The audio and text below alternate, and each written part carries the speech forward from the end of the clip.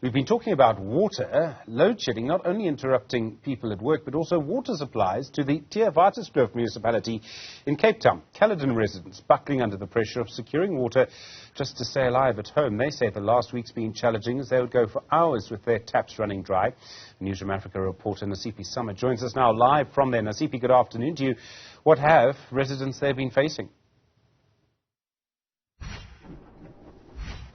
Well, Stephen, it's quite challenging for these residents who, as you put it, hours, and we're hearing from some saying even a day where water sometimes disappears up until the following day, which obviously makes life unbearable. But you can imagine for the people that need to take treatment, including the childhood development centers that were operational last week.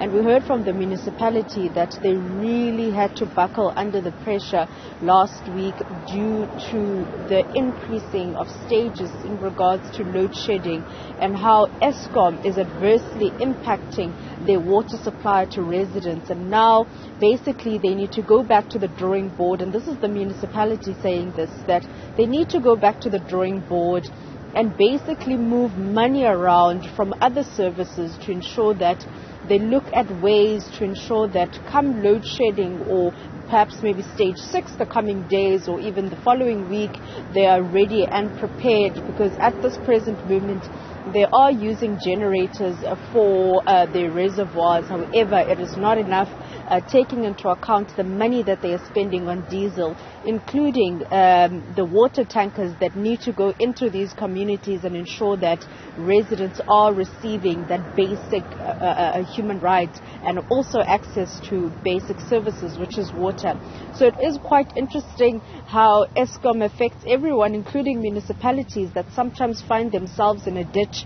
And speaking to the municipality, they are saying that they receive about 60% of their water from the Overberg treatment plant, which is in a different site zone, meaning that when Caledon is experiencing, for example, experiencing a load shedding, where they receive water, perhaps they do not have load shedding, and you find that the systems are not in sync with each other, taking into account the different zones that they are in. So it is quite challenging. However, they are saying that they are looking to put billions aside to also upgrade their infrastructure and even looking at their energy mix, making use of solar, making use of the wind farms that they have there, to try and move away from being heavily reliant on Eskom in the future, to also avoid situations like the one that they find themselves in.